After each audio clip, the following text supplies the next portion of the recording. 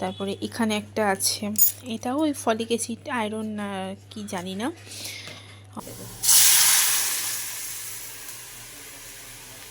বেবির হার্টবিট, বেবির ওয়েট, এমন যে সব কিছু, সেগুলো আমি এখন বলবো না, ছেলেই হতে হবে।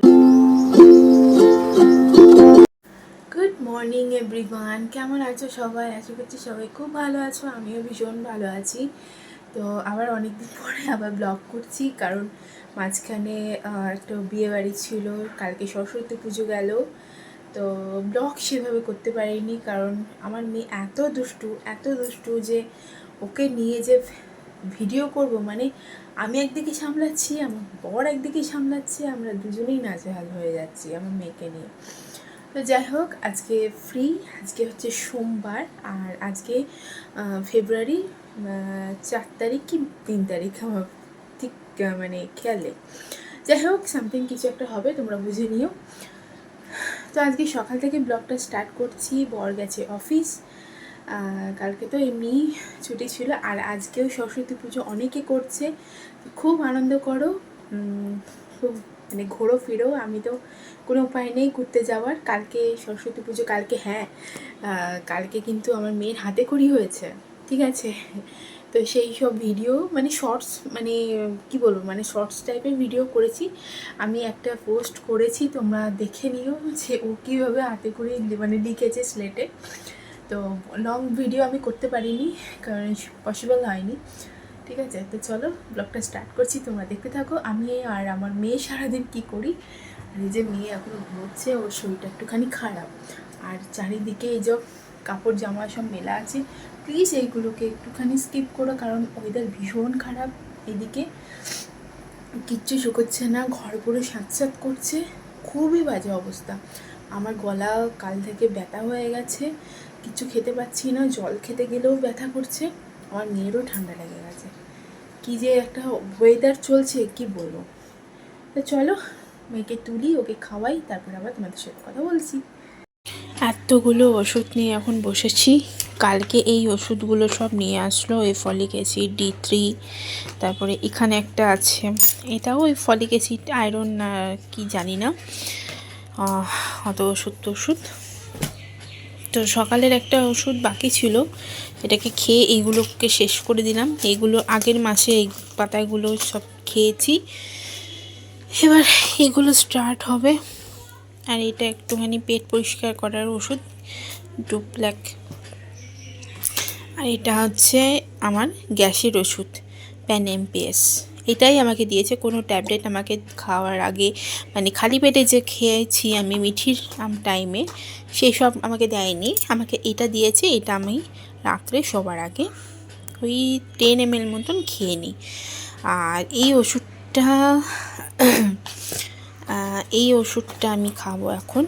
এখানে একটা ছিল, এটা খেলাম, এই যে এটা শেষ, এটা আবার খাবো। আমি লিখেছি সকালে, মানে সব কিছুই খাওয়ার পরে, তো আমি সেটাকে ভাগ করে নিয়েছি, একটা দুপুর, সকাল, রাত্রি, ঠিক আছে? তো এটাকে এখন খাবো, দেখি কীরকম। পড়ে গেল তো,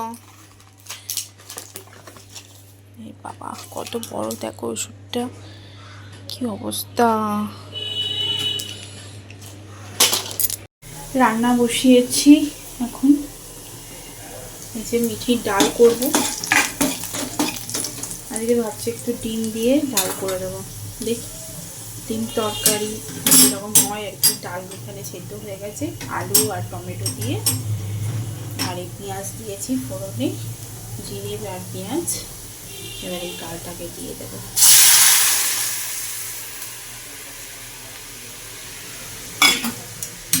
ডাল তরকারি এটা খেতে কিন্তু খুব ভালো লাগে, কিন্তু আমি এখন খেতে পাচ্ছি না, আমি এখন ডাল খেতে পাচ্ছি না, ভালো লাগছে না। পুরো ডে 1 থেকে প্রেগনেন্সির আমি ডাল ছুঁইনি, আর ছুঁতেও পারবো না। আফটার ডেলিভারিও পারবো কি না তার সন্দেহ আছে। যে এখানে কিছু ফল বের করে রেখেছি, বেদানা, দুটো লেবু, আর পড়ে যাবে তো, দাও। আর এখানে একটা নতুন ফল, এটা কি বলো তো, বলো কে বলতে পারবে বলো, যদি কেউ বলতে পারো সে কমেন্টে জানিও এটা কি ফল।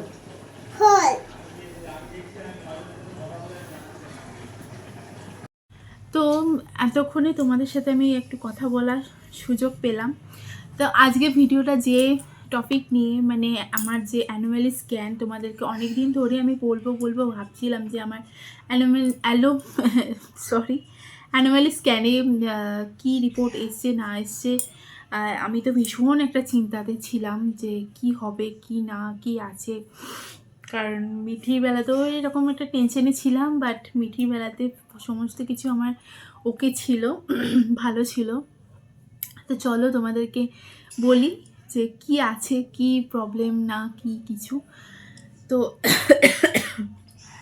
আমি মেনলি আজকে এই টপিকটা নিয়ে কথা বলবো বলি আমি সেরকমভাবে কোনো ব্লগ আমি করিনি। সরি, একটুখানি মানে এত ওয়েদার বাজে না, গলার অবস্থা ভীষণ খারাপ। তো যাই হোক, মাঝে মাঝে একটু কাশতে পারি, একটু অ্যাডজাস্ট করে নিও। তো চলো, ফার্স্টে আমি এই যে রিপোর্ট নিয়ে বসে পড়েছি, এটা হচ্ছে আমার অ্যানুয়াল স্ক্যানের রিপোর্ট, তার সাথে এই যে ফটো যেগুলো থাকে আর কি। তো অনেকে দেখেছি ভিডিওতে যে আমার মানে মিঠির সময়তেও আমি এরকম দেখেছিলাম যে 4D 3Dতে নাকি অ্যানুয়াল স্ক্যানে বেবির ফেস পুরো বডি ভালো করে দেখায়। তো মিঠিবেলাতেও আমি ভালো করে দেখতে পাইনি, মানে এমনভাবে স্ক্যানটা, মানে 2D যে স্ক্যানটা হয় সেটাই হয়েছিল। তো এবারেও তাই হয়েছে। আমি জিজ্ঞাসা করেছিলাম, তো পয়সাটা ম্যাটার না, ওগুলো করতে একটুখানি মানে পয়সাটাও বেশি লাগে, মানে টাকাটা।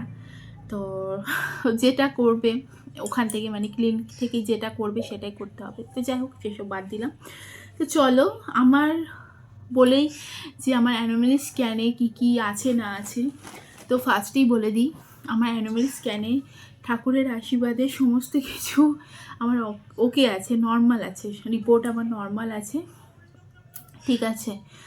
তো এই যে এখানে লেখা আছে, আমি তোমাদেরকে এখন আমি রিপোর্টে কি আছে না আছে, মানে যেটা হয় না, অনেকে ভিডিও করে বেবির হার্টবিট, বেবির ওয়েট, এমন যে সব কিছু, সেগুলো আমি এখন বলবো না, ঠিক আছে। সেগুলো আফটার ডেলিভারি আমি তোমাদের সাথে সমস্ত কিছু শেয়ার করব। বেবির হার্টবিট, বেবির ওয়েট কত উইকে কীরকম কী না, সেগুলো আমি তোমাদেরকে আফটার ডেলিভারি বলবো। এখন আমি ওইসব কিছু বলতে চাইছি না, ঠিক আছে। তো শুধু এইটুকু বলে দিচ্ছি যে সব কিছু নর্মাল আছে, এমনকি বেবির হার্টবিট, বেবির ওয়েট সব কিছু ঠিকঠাকভাবেই চলছে। একটুখানি আমি বলি, একটুখানি হয়তো বেবির ওয়েটটা, মানে আমি অতটা তো এক্সপিরিয়েন্স নই, মানে যত আমার অ্যানুয়ালি স্ক্যান হয়েছে 21 উইকস 2 ডেজ, এই টাইমে আমার অ্যানুয়ালি স্ক্যানটা হয়েছে। এরপরেও আবার আমাকে এই মাসে আরেকটা টেস্ট আছে, সেটা হচ্ছে বেবির ফেটাল হার্টবিটের একটা টেস্ট হবে। মানে ওটা কি বলো তো, বেবি অনেক সময় হয় না যে বেবি হার্টের সমস্যা নিয়ে জন্মায়, তো সেইটার আর কি চেক হবে যে বেবির হার্টের কোনো প্রবলেম আছে কি না। এটা কিন্তু আমার মিঠির টাইমে হয়নি, এই টেস্টটা ডক্টর আমাকে দেয়নি, এই টেস্টটা হয়নি, ঠিক আছে। তো হয়তো সেটারও একটা উইক আমাকে বলে দিয়েছে। এখন 21 উইকে আমি অ্যানুয়াল স্ক্যানটা করেছি, ওটা হবে 24 উইকে, ঠিক আছে। তো তখন সেটা করব, সেটাও তোমাদের সাথে শেয়ার করব, ঠিক আছে, যে হার্টবিট নিয়ে কি সমস্যা আছে কি না। তো যাই হোক, অ্যানুয়াল স্ক্যানে ঠাকুরের আশীর্বাদে সব কিছু ঠিকঠাক আছে, আর আমি এটাই চেয়েছিলাম। বলে দিই, মানে স্টোরিটা তোমাদেরকে একটুখানি গল্প বলি, মানে আমার ভীষণ, মানে এখনও সেই কথাটা ভাবলে আমার ভীষণ হাসি পায়। মানে যেদিন অ্যানুয়াল স্ক্যান হয় তখন মানে আমার মা, অনেক দিনই পরে আমি এই ভিডিওটা বানাচ্ছি, অনেক আগেই করা উচিত ছিল, বাট এই সমস্ত কিছু পরিস্থিতি নিয়ে মানে আমি পেরে উঠছি না ভিডিও বানাতে, ঠিক আছে। তো তখন আমার মা ছিল, মিঠিকে মায়ের কাছে রেখে দিয়ে গেছিলাম। ঠিক আছে, তো আমি আর আমার হাজব্যান্ড গেছিলাম, তো ভীষণ টেনশনে ছিলাম। ঠিক আছে, তো আমার হাজব্যান্ড অফিস থেকে এসেছিলো, আমি একাই গিয়ে আগে সিট বুক করে বসেছিলাম, তারপর আমার হাজব্যান্ড এলো। তো যাই হোক, মানে যখন আমাকে ডাকে সঞ্চয়িতা পাল আমাকে যখন ওই মানে টেস্ট রুমে নিয়ে যায়, তখন আমি বসি শুই। ঠিক আছে, তো মানে কি বলবো, মানে আমাকে দেখায়নি। ঠিক আছে, মানে মিঠি টাইমে আমাকে দেখিয়েছিল, তো এই টাইমে আমাকে দেখায়নি স্ক্রিনটা। আমি মানে এরকম এরকম করে দেখার চেষ্টা করছি, বাট আমি এখানে শুয়ে, বাট আমার যে স্ক্যানের যে টিভিটা থাকে সেটা একটুখানি দূরে আগিয়ে, তো আমি দেখতে পাইনি। তো যখন আমার হয়ে গেল, মানে অনেকক্ষণ ধরে এই স্ক্যানটা অনেকক্ষণ ধরে হয়। ঠিক আছে, তো তারপরে যখন আমি নামি তখন দেখি বেবির মাথাটা শুধুমাত্র স্কিনটাতে ছিল। আমি যখন মানে একটা জেল দেয়, তো জেলটা যখন মুছছি তখন আমি স্কিনের দিকে তাকিয়েছি, তখন দেখছি বেবির মাথাটা। তো এইগুলো দেখলে না আমার ভীষণ একটা মানে হাসি, কী বলবো, মানে একটা ভালো লাগা থেকে একটা হাসি আসে ভেতর থেকে। ঠিক আছে, তো এইটাই। তো তারপরে আমি ওই রুমে যে ডক্টর মানে স্ক্যানটা করছিল, তো ওনাকে আমি জিজ্ঞাসা করি যে সব কিছু কি ঠিক আছে। উনি বললো হ্যাঁ, সব কিছু ঠিক আছে, কোনো প্রবলেম নেই। তো তখন একটা শান্তি ছিল বলছি, তখন একটা দীর্ঘ নিঃশ্বাস আমি ফেললাম যে না, যাক ঠিক আছে। ভীষণ একটা টেনশনে ছিলাম। তো তোমাদেরকে তো বলেইছি যে আমার এই সেকেন্ড বেবিটা আমাদের অনিচ্ছা সত্ত্বেও এসে গেছে। তো যাই হোক, সেসব নিয়ে আর চিন্তা করি না, ভাবি না। দেখো পিছনে কি হয়ে গেছে সেসব নিয়ে চিন্তা করে তো কোনো লাভ নেই। যেটা হতে চলেছে, যেটা ভবিষ্যতে যেগুলো আমাদেরকে করতে হবে, সেগুলো নিয়ে ভাবনা চিন্তা করাই ভালো। ঠিক আছে, ভগবান চেয়েছে, ওপরওয়ালা চেয়েছে, তাই হয়েছে। তো এবার শুধু চাই যে যাই হোক, আমাদের এমন কোনো দাবি দাবা নেই, কারণ আমরা দেখো আমরা চাইনি। ঠিক আছে, আমরা মানে সেকেন্ড বেবি আমরা কোনো দিনই নিতাম না। ঠিক আছে, কোনো দিনই নিতাম না। তো সেখানে সেই জায়গায় দাঁড়িয়ে ভগবান দিয়েছে, তো নিচ্ছি। এবার কি হবে না হবে, যদি আমাদের ইচ্ছা থাকতো যে না সেকেন্ড বেবি নেব, সেখানে একটা আমাদের ইচ্ছা থাকতো যে না আমাদের একটা ছেলে দরকার, মেয়ে আছে বা একটা মেয়ে দরকার। তো দেখো, ছেলে অবভিয়াসলি সবাই চায়। ঠিক আছে, যে প্রথম সন্তানও ছেলে সবাই চায়, একটা মেয়ের পরে ছেলে সবাই চায়। ঠিক আছে, তো সেই সব তো একটা ভাবনা তো থাকবেই সবার মনে, কিন্তু আমাদের পার্সোনালি জোর জবরদস্তি কোনো ব্যাপার না যে না আমাদের ছেলেই হতে হবে বা মেয়েই হতে হবে, মেয়ে হলে আমরা বেবিটাকে রাখবো না, বা এরকম কোনো আমাদের মাথা ব্যথা নেই। যা হবে, যেটুকু হবে আমরা আশীর্বাদ মনে করে আমরা গ্রহণ করব। শুধুমাত্র এইটুকুই আমাদের চাওয়া ইচ্ছা, যে যে আসছে সে যেন ভালোভাবে আসে। আমার বড় মেয়ে মানে আমার মিঠি ভালোভাবে এসছে, ভালোভাবে আছে, আমি ওকে ভালোভাবেই রেখেছি, তাকেও যেন আমি ভালোভাবে আনতে পারি, ভালোভাবে যেন দুই আমার সন্তানকে ভালোভাবে রাখতে পারি। তো এইটুকু আশীর্বাদ করো, তাহলেই হবে। তো যাই হোক, আর এই যে এখন আমি রিপোর্ট কিছু দেখাবো না। আর এই যে রিপোর্ট দিয়েছে না, এই যে ছবিগুলো, না কিচ্ছু বোঝা যাচ্ছে না, না বেবির ফেস না কিচ্ছু। হ্যাঁ, যেগুলো মাথা ফাতা হাত পা সেগুলো বোঝা যাচ্ছে, এগুলো লাইটে ইয়ে করলে ধরলে তখন বোঝা যাচ্ছে, বাট ফেস টেস কিছু বোঝা যাচ্ছে না। আর সেসব না বোঝা গেলে আমার কোনো যায় আসে না।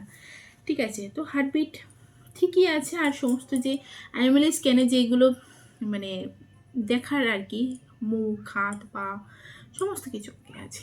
তো এটাই তোমাদের সাথে শেয়ার করা ছিল। আর একটা স্মৃতি, আমি ভিডিও করছি অ্যানিমাল স্ক্যান নিয়ে, যে আমার সেকেন্ড বেবিদের আমার মেয়ের সময়ও করেছিলাম।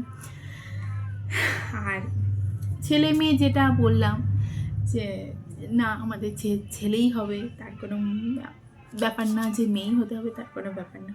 যেই আসবে ভালোভাবে আসুক, সুস্থভাবে থাকুক আমার কাছে, ওই জন্য আমার দুই সন্তানকে ভালোভাবে আমি মানুষ করতে পারি, এটাই। তো একটা কথা বলি লাস্ট, অ্যানুয়ালি স্ক্যানে যারা অনেকে ভাবে যে বেবির মানে ইয়েটা মানে কি বলে ওটাকে, লিঙ্গটা মানে বোঝা যায় আর কি।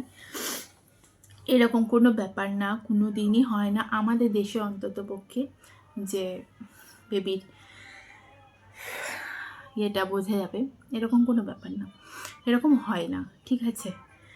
তো চলো টাটা, আজকের মতন এখানেই আমি ভিডিওটা এন্ড করছি। দেখা হচ্ছে আবার পরবর্তী ভিডিওতে। তো ততক্ষণ সবাই ভালো থেকো, সুস্থ থেকো, আর আমার জন্য একটুখানি প্রে করো, আমি যেন ভালো থাকতে পারি, ভালোভাবে যেন আমি আমার সেকেন্ড বেবিকে আনতে পারি। তো চলো টাটা।